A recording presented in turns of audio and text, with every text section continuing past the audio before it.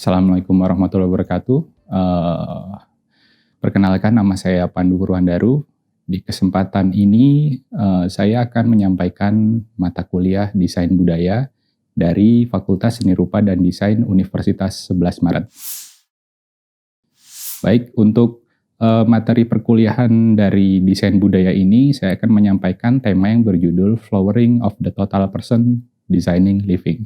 Dalam konteks designing living ini sendiri, sebenarnya dalam perkuliahan ini biasanya mahasiswa itu fokus dalam mendesain sebuah objek. Jadi seperti desain produk, ya. Terus lalu juga ada interior design, communication visual design, atau objek-objek lain.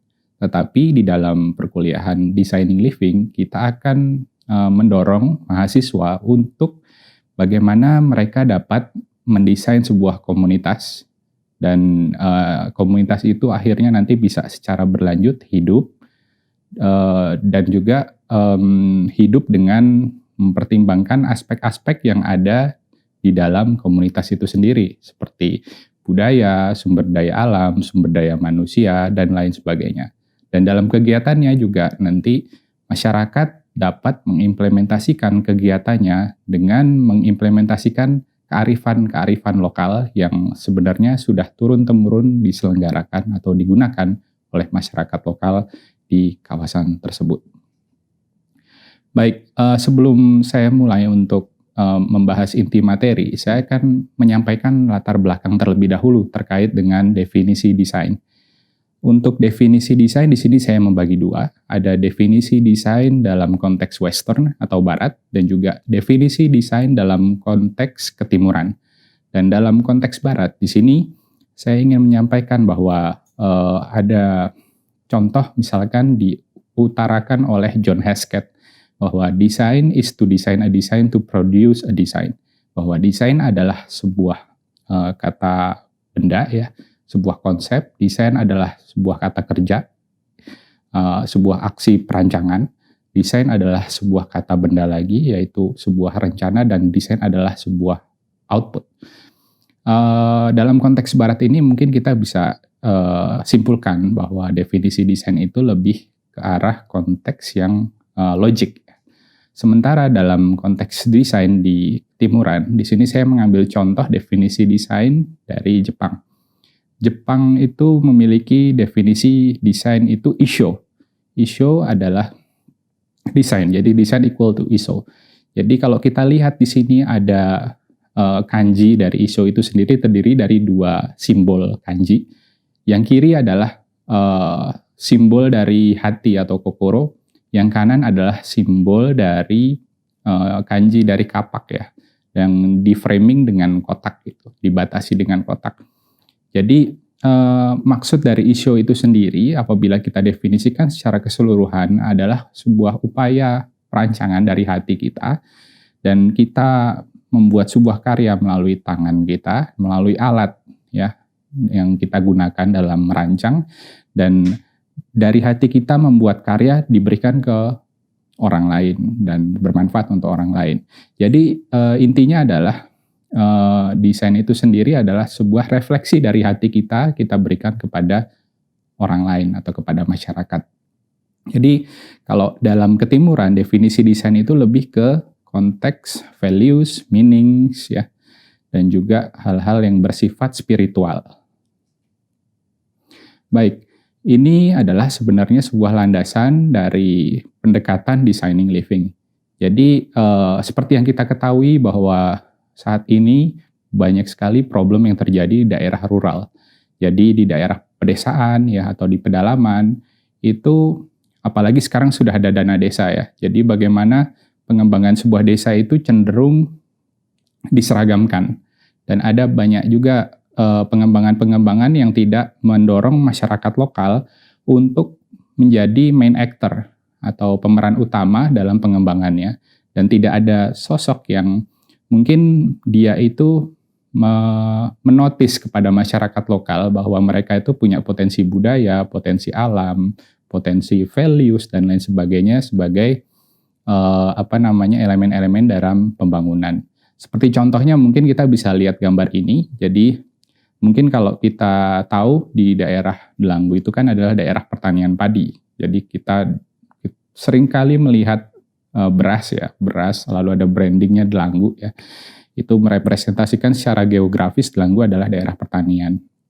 Tapi sayangnya sekarang dalam hal pembangunan, area Delanggu itu sudah mulai belang bentong ya istilahnya, atau tidak konsisten dalam pertaniannya. Jadi kalau kita melihat sawah, nanti tiba-tiba ada perumahan ya, dan perumahannya pun dibangun tidak melalui pendekatan-pendekatan yang sifatnya perumahan yang ada di daerah desa yang nilai sosialnya tinggi.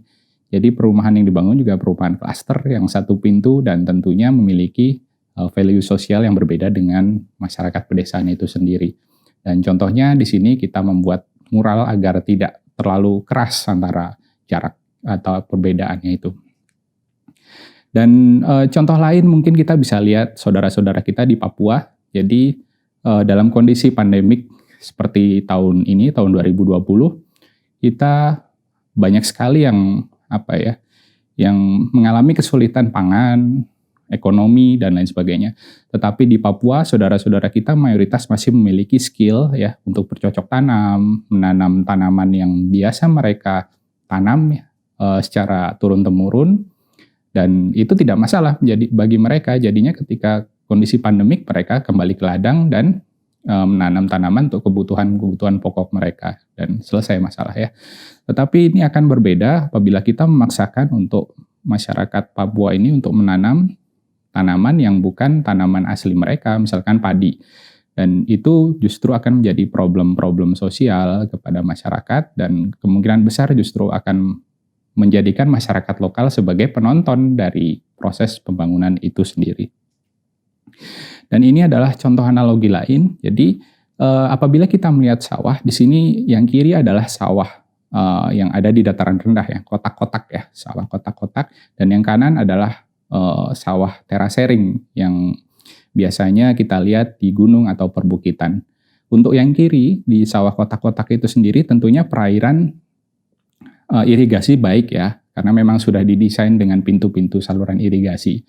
Tetapi yang kanan itu untuk sawahnya itu mengikuti dengan kontur-kontur yang sudah diberikan oleh alam.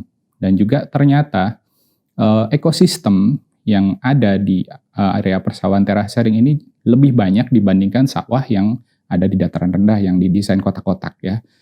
Dan juga secara visual tentunya ketika kita melihat sawah terasering itu lebih cantik ya ketimbang sawah yang kotak-kotak. Jadi itu adalah contoh parameter dari pengembangan. Jadi sekarang ini mayoritas masyarakat atau pemerintah melihat bahwa parameter desa yang sudah mapan, yang baik itu jalannya teraspal, lalu di depan ada gerbang yang terbuat dari beton atau lampu-lampu besi, dan itu menjadi parameter. Padahal bisa jadi bambu atau gerbang bambu atau jalanan konblok dan batu-batuan itu sebenarnya hal yang justru menjadi jawaban ketika membangun sebuah desa.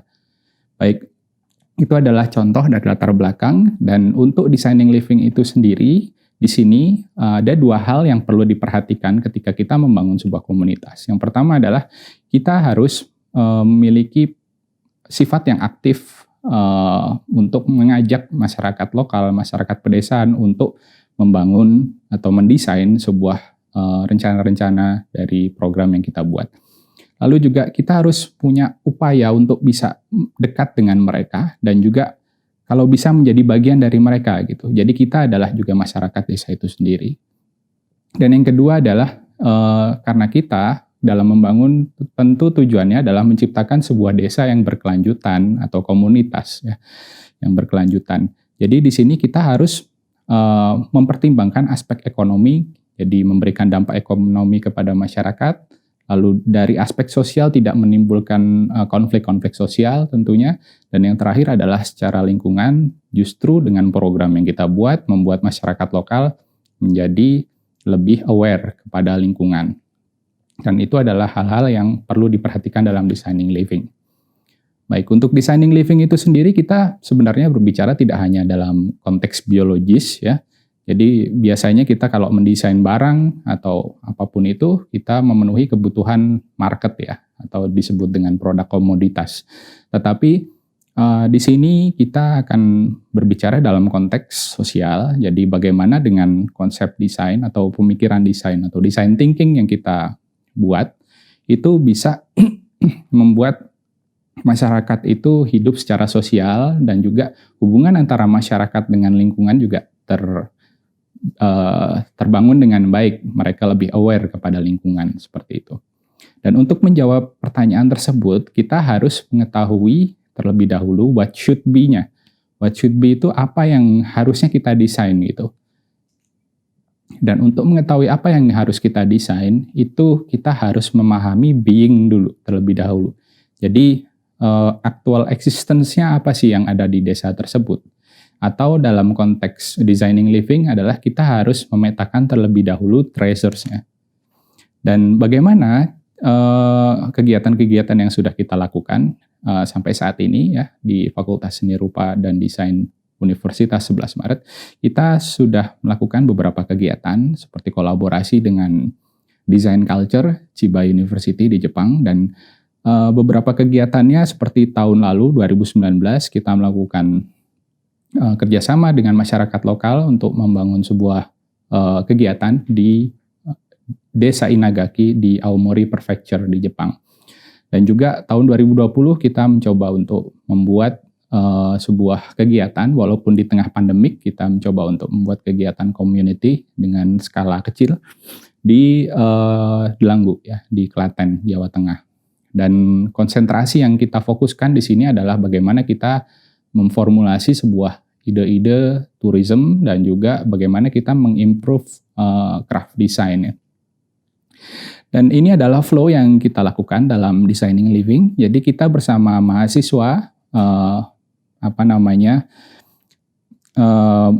pergi ke satu komunitas yang ingin kita kembangkan. Dan di dalam komunitas tersebut kita mendorong masyarakat seperti anak-anak atau orang elderly atau orang-orang yang dianggap tua di sana untuk menjadi guru gitu.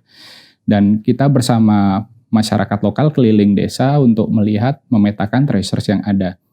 Dalam konteks ini yang banyak bertanya adalah kita ya, bukan mereka yang banyak bertanya ke kita. Jadi kita yang ingin banyak tahu dari apa yang ada di desa tersebut. Dan apa-apa saja yang sangat berarti bagi mereka ya, berkaitan dengan sumber daya alam dan bagaimana mereka menggunakannya. Lalu setelahnya kita kembali ke universitas dan membuat proposal, lalu kembali lagi untuk mendiskusikan dengan masyarakat lokal, dan setelahnya kita implementasi program. Dan dalam melakukan treasures mapping, ada hal yang sangat penting untuk menjadi catatan bagi kita ya sebagai tim eksternal, yaitu kita harus membuka ya 5 senses kita dalam melakukan pemetaan, yaitu penglihatan, pendengaran, sentuhan, smelling dan testing ya. Contohnya adalah mungkin ini salah satu perjalanan ketika di Nagano di Jepang, ya itu ketika musim dingin, salju di mana-mana dan kita melakukan perjalanan, dan masyarakat lokal di sini tidak notice terhadap potensi yang mereka miliki, dan kita datang ke sana secara spontan, apalagi orang-orang yang dari daerah tropis ya seperti Indonesia ya, itu melihat es itu seperti area bermain dan kita secara spontan bermain gitu. Dan ini sebenarnya menjadi satu catatan bagi kita bahwa elemen eksternal ya itu sangat penting untuk development, karena kadang masyarakat lokal sendiri karena sudah terbiasa dengan kondisi yang ada di sana, mereka tidak notice terhadap potensi yang mereka miliki, sehingga kita sebagai eksternal datang dan kita langsung notice bahwa potensinya ini itu, dan kita bisa mendorong masyarakat lokal untuk yang tadinya mereka bilang tidak ada apa-apa menjadi bahwa di tempat saya ini banyak sekali apa-apa yang bisa ditawarkan, seperti itu. Dan ini adalah contoh treasures mapping yang dibuat di Laboratorium Design Culture. Ini treasures mapping bisa berupa sebuah peta, lalu kita letakkan lokasi-lokasi potensial seperti scenery atau pemandangan yang menarik, area-area pertanian atau hal-hal yang potensial ya di sana. Tetapi tidak hanya hal-hal yang sifatnya seperti ini saja, seperti scenery dan lain-lain, tetapi juga musim pun juga bisa kita masukkan di treasures mapping. Misalkan musim panen apa, musim tanam apa. Kalau di negara-negara 4 musim, musim gugur, mungkin musim semi, dan lain sebagainya. Kita juga dalam treasures mapping tentunya dianjurkan untuk memvisualisasikan potensi-potensi yang ada di kawasan-kawasan yang kita coba untuk kembangkan.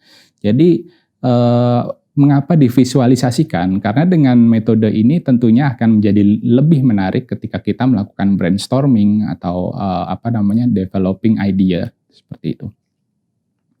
Dan setelah treasures mapping, ada hal penting yang perlu kita coba untuk analisa, yaitu stakeholders analysis.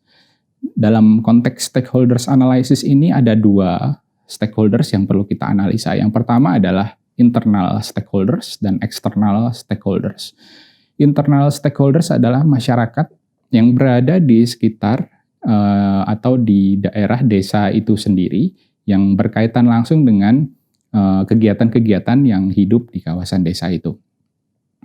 Dan external stakeholders adalah elemen-elemen yang berkepentingan baik secara ekonomi, sosial, dan lain sebagainya terhadap desa di mana mereka bekerja sama. Jadi untuk internal stakeholders itu bisa petani, bisa mungkin institusi pendidikan yang ada di sekitar, bisa juga pegiat-pegiat seni, dan lain sebagainya. Sementara external stakeholders itu adalah kita yang datang untuk mencoba untuk mendevelop, lalu bisa juga pemerintah eksternal, lalu elemen-elemen swasta sebagai sponsor, dan lain sebagainya. Lalu setelah ide-ide itu kita coba untuk kembangkan, lalu kita akan memiliki banyak sekali formulasi ide, dan kita bisa menggunakan pairwise method, ya, pairwise ranking, untuk mengetahui kira-kira ide-ide mana yang bisa menjadi prioritas kita ranking untuk kita develop. Dan konteks perankingan ide ini kita lakukan bersama dengan masyarakat lokal untuk mengetahui mana kira-kira yang paling tepat. Contohnya adalah festival yang tahun 2020 ini kita selenggarakan, atau Festival Ngani-Ngani di Delanggu, di mana Kecamatan Delanggu itu sendiri sebenarnya secara potensi mungkin masyarakat Indonesia semua sudah tahu ya bahwa potensinya adalah pertanian padi. Oleh karena itu secara brainstorming dan treasures yang kita analisa itu mayoritas berkaitan dengan kegiatan budaya pertanian padi. Dan berikut adalah contoh kegiatan-kegiatannya. Untuk preservasi, kita coba untuk bersama masyarakat lokal melakukan ritual wiwitan yang sudah selama 30 tahun tidak pernah diselenggarakan secara massal di desa tersebut. Dan juga kita panen ngani-ngani, panen tradisional, dan secara tidak langsung juga masyarakat lokal bisa mengimplementasikan values-values yang kental dari budaya-budaya tersebut. Kita juga membangun gubuk jerami yang saat ini sudah tidak terlihat lagi di kawasan Delanggu, dan kita menanam padi rojo lele murni lokal yang saat ini juga ironisnya di Delanggu tidak ada ya yang menanam, dan padahal padi tersebut adalah akar dari budaya di Kecamatan Delanggu. Dan contoh kedua, kita melakukan kegiatan perbaikan lingkungan. Seperti kita ketahui bahwa banyak sekali problem lingkungan di daerah pedesaan. Jadi di sini kita mencoba untuk membuat ikan-ikanan atau ecofish yang diisi dengan sekam dari bakaran sekam ya, atau carbonized husk ya. Dan ternyata bakaran sekam itu bisa menyerap hingga 2,5 kali lipat dari beban sekam itu sendiri. Jadi bisa efektif menyerap kotoran-kotoran yang melalui saluran air, dan air yang masuk ke sawah. Apabila air yang masuk ke sawah tersebut bening, maka tentunya hasil padi yang dihasilkan akan menjadi baik juga. Dan juga untuk kegiatan pengembangan kerajinan juga kita lakukan dengan menggunakan material yang paling melimpah di kawasan pertanian, yaitu jerami padi. Lalu juga untuk UKM juga kita lakukan pendokumentasian, di mana masyarakat lokal itu sebenarnya mereka tahu UKM, tetapi tidak mengetahui historisnya. Dan di sini kita mencoba untuk mendokumentasikan dan memperkenalkan ke masyarakat lokal story-nya. Dan juga kita mencoba untuk membuat kegiatan yang diselenggarakan oleh pegiat-pegiat seni lokal seperti tari-tarian, gejok lesung, dan kita juga membuat mural yang temanya atau gambarnya adalah kolase dari gambar-gambar siswa TK yang ada di Delanggu. Dan kita membuat permainan juga di mana permainan tersebut menggunakan material-material yang ada di Desa Delanggu dan tema-temanya berkaitan dengan culture, historis dari Delanggu seperti kerbau dan lain sebagainya. Baik, mungkin untuk kegiatan kami, rekan-rekan bisa melihat videonya di YouTube ataupun di Facebook di Ngani-ani Festival, dan untuk Instagramnya di @ngani-ani Festival Ngani-ani.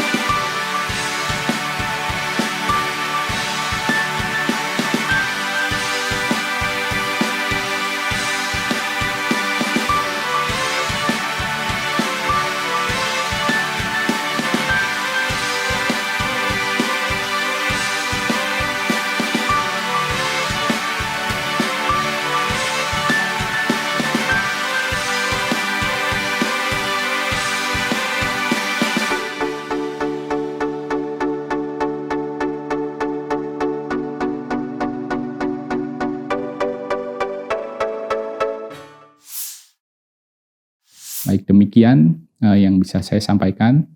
Terima kasih, semoga bermanfaat. Wassalamualaikum warahmatullahi wabarakatuh.